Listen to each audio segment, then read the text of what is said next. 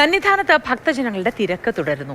99,149 പേരാണ് കഴിഞ്ഞ ദിവസം സന്നിധാനത്ത് എത്തിയത്.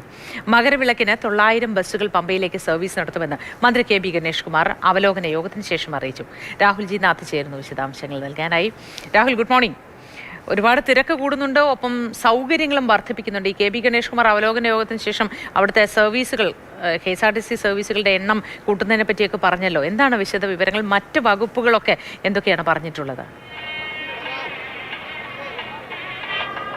സന്നിധാനത്ത് എന്ന മനോഹരമായൊരു ഗുഡ് മോർണിംഗ്. ഒപ്പം വലിയ തിരക്കാണ്. കഴിഞ്ഞ ദിവസങ്ങളിലൊക്കെ ആ തിരക്ക് തന്നെയാണ് കാണാൻ കഴിയുന്നത്. ഈ ഫ്ലൈ ഓവറിന്റെ ദൃശ്യങ്ങൾ കാണുമ്പോൾ തന്നെ അറിയാം, ഭക്തജനങ്ങൾ നമുക്ക് ഈ ആളുകൾ തിങ്ങി നിൽക്കുകയാണ്. അതുകൊണ്ട് തന്നെ വലിയ തിരക്ക് അനുഭവപ്പെടുന്നുണ്ട്. ഒരു വശത്തുകൂടി കടത്തി വിടുകയാണ്. എന്തായാലും ഈ ഗേറ്റുകൾ വഴി ക്യൂ മാനേജ് ചെയ്യുന്നത്, അതായത് തിരക്ക് നിയന്ത്രിക്കുന്നത് ക്യൂ ഗേറ്റുകൾ വഴിയാണ്. ഏതാണ്ട് കഴിഞ്ഞ ദിവസം 1 ലക്ഷത്തിനടുത്ത് ആളുകൾ എത്തുന്നു. 2 ദിവസം മുൻപാണ് 1 ലക്ഷം ആളുകൾ, ശനിയാഴ്ച ദിവസം 1 ലക്ഷം ആളുകൾ എത്തി. ഇനി എന്തായാലും അത്തരത്തിൽ 1 ലക്ഷത്തിനടുത്ത് തന്നെ ആളുകളെ പ്രതീക്ഷിക്കുന്നുണ്ട് ദേവസ്വം ബോർഡ് ഉൾപ്പെടെയുള്ളവർ. കാരണം മകരവിളക്കിന് ഇനി 9 ദിവസം മാത്രമാണുള്ളത്. അതുകൊണ്ട് തന്നെ ഭക്തജനങ്ങളുടെ ഒരു ഒഴുക്കുണ്ടാകും. ഇതിലെത്തുന്ന പലരും മടങ്ങിപ്പോകാനും സാധ്യതയില്ല. അപ്പോൾ അതൊക്കെ നിയന്ത്രിക്കേണ്ട കാര്യങ്ങളുണ്ട്. ഒപ്പം അവലോകന യോഗങ്ങൾ വിവിധ വകുപ്പുകളുടെ നടന്നു വരികയാണ്. കഴിഞ്ഞ ദിവസമാണ് പമ്പയിൽ മന്ത്രി കെ ബി ഗണേഷ് കുമാർ എത്തിയത്.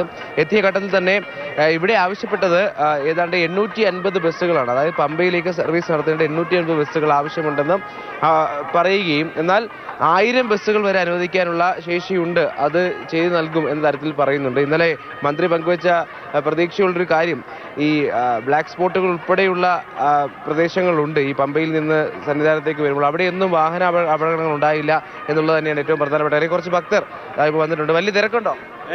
ഭയങ്കര തിരക്ക്. ഒരു സെക്കൻഡ്. അപ്പോൾ വലിയ തിരക്കുണ്ട് എന്ന് തന്നെയാണ് പറയുന്നത്.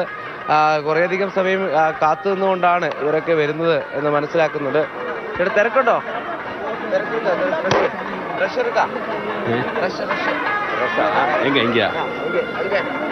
ஐயா ஃபுல்லாக ரஷ் தான். எவ்வளோ சார் வெயிட் பண்ணிட்டு? நான் நிறைய 4 hours வாக்கிங்.